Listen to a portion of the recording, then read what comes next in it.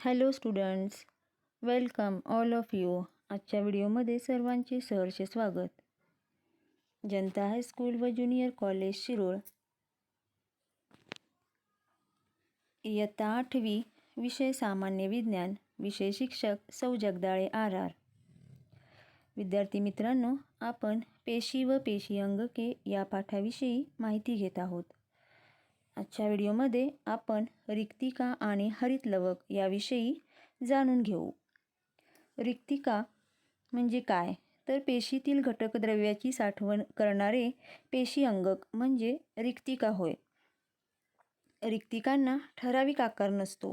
पेशींच्या गरजेनुसार रिक्तिकेची रचना बदलत असते. रिक्तिकेचे पटल एकपदरी असते. आता या रिक्तिकेची काय कार्य आहेत?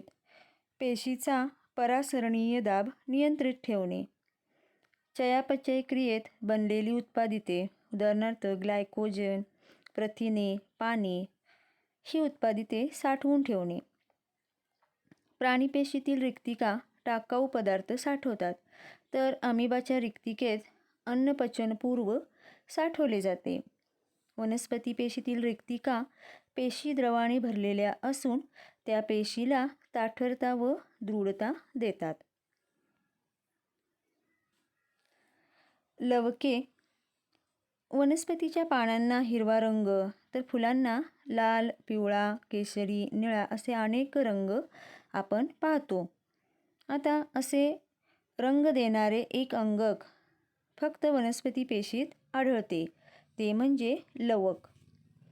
ही लवके द्विपटलयुक्त असतात आणि 2 प्रकारांची असतात. यामध्ये पहिला प्रकार आहे अवर्ण लवके म्हणजेच पांढरी किंवा रंगहीन लवके, आणि दुसरा प्रकार आहे वर्ण लवके म्हणजे रंगीत लवके.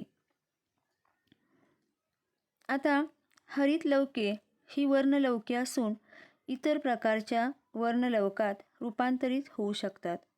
उदाहरणार्थ हिरवे कच्चे टोमॅटो पिकल्यावर हरितद्रव्य नष्ट पावते, तर लायकोपीन तयार झाल्याने लाल रंग येतो. आता वनस्पतीच्या भागाचा रंग आणि तो रंग कुठल्या रंगद्रव्यामुळे मिळतो ते आपण पाहू. आता हिरवा रंग म्हणजे पानांचा वनस्पतींचा जो रंग आहे, तर या पानामध्ये कोणतं रंगद्रव्य आहे? हरितद्रव्य, यालाच आपण क्लोरोफिल असे म्हणतो. लाल, उदाहरणार्थ गाजराचा जो लाल रंग आहे तो त्याच्यामध्ये असणाऱ्या कॅरोटीन या रंगद्रव्यामुळे मिळतो. पिवळा रंग झॅन्थोफिल या रंगद्रव्यामुळं येतो, तर जांभळा, निळा हे रंग अँथोसायनिन या रंगद्रव्यामुळे प्राप्त होतात. तसेच गडद गुलबक्षी, उदाहरणार्थ बीटचा जो रंग आहे तो बिटालिन्स या रंगद्रव्यामुळे प्राप्त झालेला असतो. आता हरित लवक. वनस्पतींच्या पानात चालणाऱ्या प्रकाशसंश्लेषण प्रक्रियेसाठी हरित लवके फार महत्त्वाचे आहेत. हरित लवके सौर ऊर्जेचे रासायनिक ऊर्जेत रूपांतर करत असतात. हरित लवकाच्या पिठिकेमध्ये प्रकाश संश्लेषणासाठी आवश्यक विकरे, DNA, रायबोझोम्स व पिष्टमय पदार्थ असतात. आता या लवकांची कार्ये आपण पाहू. हरित लवके सौर ऊर्जा शोषून तिचे रासायनिक ऊर्जेत म्हणजे अन्नात रूपांतर करतात. वर्णलवकामुळे फुले व फळे यांना रंग प्राप्त होतो. अवर्णलवके ही पिष्टमय पदार्थ, मेद व प्रथिनांचे संश्लेषण व साठवण करतात. तंतुकणिका व लवके यामध्ये DNA व रायबोझोम्स असल्याने ही अंगके स्वतःची प्रथिने तयार करू शकतात. यामध्ये आढळणाऱ्या अंगकामुळे पेशीतील कार्ये सुरळीतपणे चालू असतात. अशा विकसित पेशींना दृश्य केंद्रकी पेशी म्हणतात. आणि जीवाणूंच्या आदिकेंद्रकी पेशीविषयी सुद्धा आपण पाहिलेलं आहे. आता दृश्य केंद्रकी आणि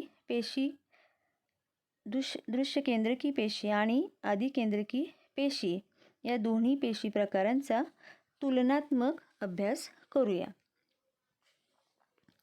यामध्ये दृश्य केंद्रकी पेशी या पेशीचा आकार 5 ते 100 मायक्रोमीटर इतका असतो. आदिकेंद्रकी पेशीचा आकार 1 ते 10 मायक्रोमीटर इतका असतो. दृश्य केंद्रकीमध्ये गुणसूत्र संख्या एकापेक्षा जास्त असते.